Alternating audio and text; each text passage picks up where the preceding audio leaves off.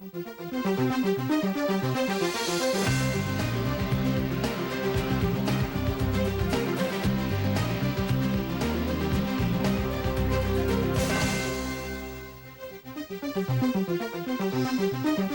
everyone, and may I offer an especially warm welcome to Speed Vision's exclusive live coverage of the 2001 Formula One season. Tonight, qualifying for the first race of the season in Albert Park in Melbourne, Australia.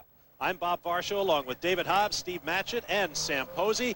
As you can see, a brisk wind is blowing, but it is a beautiful sunshiny day. David Hobbs, take us through the weather conditions. Well, it certainly is good to be back with Formula One, Bob, as we look at some of the Ferrari aficionados there, and it's a great day for qualifying. 72 degrees, track temperature's low, very little humidity, and only a 9-mile-an-hour wind. So a good day for these guys to qualify for their first race of the season, and a very, very interesting track for them to qualify on. Sam, tell us about it. Well, let's take a look at that track. It's just 3.3 miles around, and it's got 16 turns, rather nondescript, as you can see from the diagram. Hard to tell one turn from another at times out there.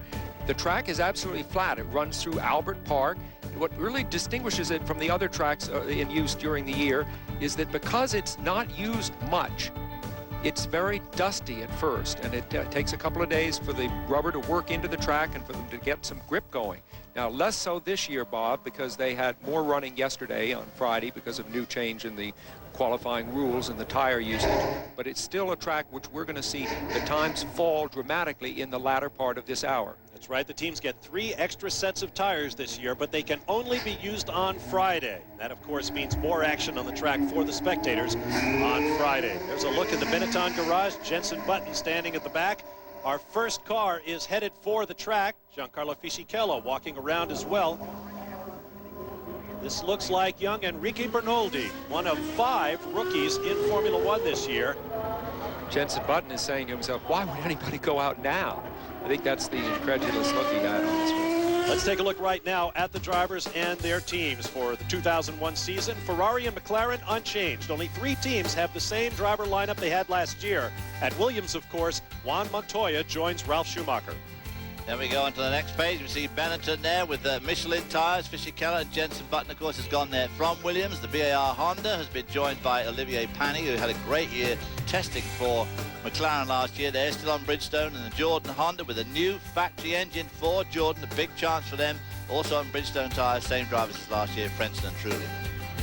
Arrows Asia Tech with Jos Verstappen and Enrique Bernoldi, who we've just seen go out there. Sauber Petronas, a Ferrari engine team. And Jaguar Cosworth, Eddie Irvine, Luciano Berti. And Minardi European, newly bought, running Michelin tires. A couple of young drivers, Tarso Marquez back with that team. Post Acer, a computer outfit, again a Michelin runner. John Alesi, a great experience there, coupled with a rookie, basically, Gus. Speed Vision's coverage of Formula One is sponsored by Bridgestone, a grip on the future. Welcome back. Once again, here's a look at the grid for tomorrow's Australian Grand Prix. Schumacher and Barrichello on the front row, then Hakkinen and Frentzen, Ralf Schumacher and David Coulthard. A great run there by Frentzen, and not far behind him is his teammate Jarno Trulli.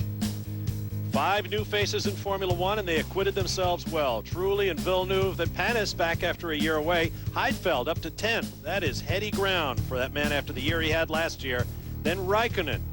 Great effort by him, I think. Absolutely. Enrique Bernoldi getting his feet wet in Formula One. And I said Marquez had not qualified. We'll have to wait and see if they allow him in, but he was outside the 107%. With that, we're done with qualifying for the Australian Grand Prix, where Michael Schumacher has his 33rd career pole. Don't forget, we'll be back tomorrow at 9 p.m. Eastern for pre-race and post-race coverage of the Australian Grand Prix. For more information on the latest from Formula One, as well as other forms of motorsports, log on to speedvision.com. For David, Steve, and Sam, I'm Bob Varsho. We'll see you tomorrow. So long for now, everyone.